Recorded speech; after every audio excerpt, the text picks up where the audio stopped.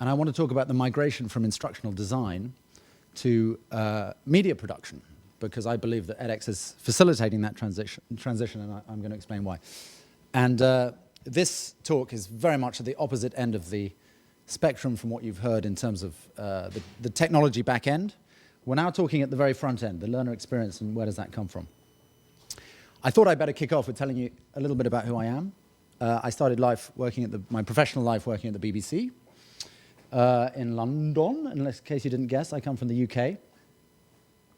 And after that, I moved to Imagination, which is a major agency in London. It has, by the way, the coolest office I've ever been in my life. It's just off the Tottenham Court Road, if you know London at all. It's an unbelievable building, which I had the privilege of working in. I then started a bunch of companies, and included in that, if there are certain people of a certain age, as the French say, you might notice that one of those logos somewhat dramatically disappears from the screen. That's because in 1999, I'm sure you know where this story is going, I had a very successful, in a humble way, media agency that I was very pleased with. I was in my mid-20s. Some bankers came along and gave us $25 million, and within 18 months we were out of business. So that's a story that some of you might relate to from the 90s. More recently, in about 2000, I started a company called ClearPoint. Tim, I'm delighted to say, was a client when he was at J&J, when J&J was a client, and Tim was one of our clients. ClearPoint remains one of the leading providers of online learning in the world, in fact. And recently I've been working with the University of Texas, and most recently I'm here. So that's where I come from. So I was just getting a sore throat when I put this presentation together, so I figured I'd better put subtitles in case you didn't understand my accent. But I am an instructional designer. That's what I do for McKinsey Academy. It's not a job title I like. I find it very boring, and it's not the kind of thing that, were I a younger man, I would say in bars to try and impress people. So I'm saying, let's get rid of instructional design, which I'm now about to do. This poor gentleman is about to disappear. So the question is, if you scrub somebody out like that, who do you replace him with? And my answer is this guy. He's a learning media producer.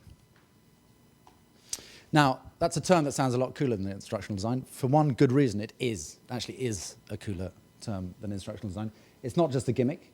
In my view, it's what instructional design needs to become. It's a more accurate reflection of what learning professionals need to do. They need to have a full grasp of the various media tools at their disposal. Now, why do I say this? Well, one reason is edX. And it's a platform that supplies what I've called here packaged pedagogy. So you have the pedagogy itself, the pedagogy itself, you have the video media capabilities, you have the increasingly robust learning management backend, which has already been referenced, and it's getting stronger all the time. And there's one other great thing about edX, of course, is that it is an open source community that is in its infancy, I would say, right now. It's in its very early stages, but is growing rapidly. And I think what we're all trying to do is to get traction around it so that becomes a really vibrant community. And it's encouraging to see some of the talks we've seen here today. What we just heard about psychometric testing I thought was fascinating. So I mentioned packaged pedagogy. So I thought we should unpack the package a little bit, rather unfashionably in learning circles. I actually believe you can teach pretty much anyone anything with these elements. One is instruction, you might call these the kind of table stakes for participating in any kind of educational activity. Instruction, social learning, so the peer-to-peer, the discussion forums and so on. Case-based interaction, so what I'm talking about there is non-linear interaction with some kind of case study where the learner is able to take their own path effectively through their learning. And that last button there is action learning. So I think the group work projects, that's why I'm particularly excited at McKinsey Academy with the work that Vishal and Jennifer and others have done on the group work side, is very exciting. And embedding those projects in real work situations for learners. And with edX, you can deliver them all. And as a media designer, as a learning media designer, you kind of move the pieces around so that you can, with the basic module, or the basic tools that edX provides, as a designer, you move them around to build for your learners the experience that you want. Now, it's worth a little detour, I think, to say that as the MOOC hype gathered steam, many in the professional learning community, particularly the more theoretically driven folks, began to criticize the MOOCs.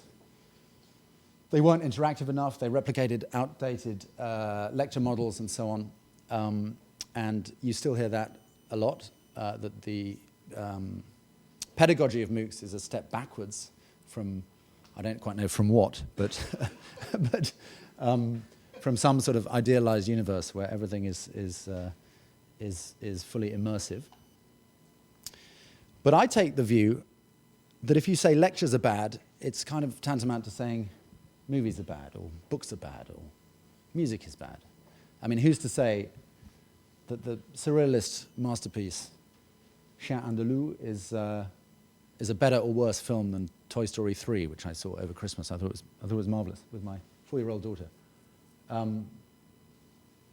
They serve different purposes. They both have different qualities. And a good lecture is a good lecture. And a bad one is a bad one. If it's badly produced and badly presented, it's going to be bad. Nothing more to say. And a good one, well produced, to state the obvious, can hold learners' attention and really add value to the educational experience. So, this is where I think we, as learning media producers, can work with subject matter experts and practitioners to create a truly outstanding product. And I think edX really helps us do that because, as I say, it kind of takes care of the pedagogical angle to a large extent and helps us focus on the delivery of the content. And this is another little detour that I like to make sometimes. I think it's a very interesting quote by Nabokov, or Nabokov, as you guys might say. A great writer, he said, is part enchanter, part storyteller, and part educator. I like to fiddle with that quote, with apologies to Vladimir. I changed the order around a little bit. And I think learning design is about obviously being an educator. That goes without saying. You have to be a storyteller, and you also have to be an enchanter. So how do we enchant? How do we tell stories? And in doing so, educate. Well, one of the first things I need to do, I think, or we need to do, is put the design in learning design.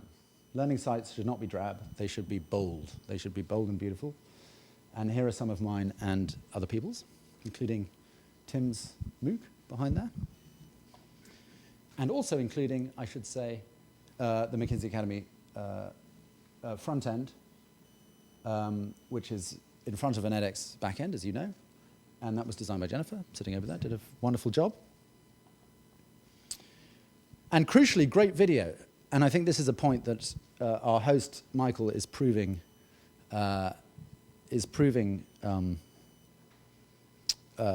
unequivocally, is that great video does not need to be expensive.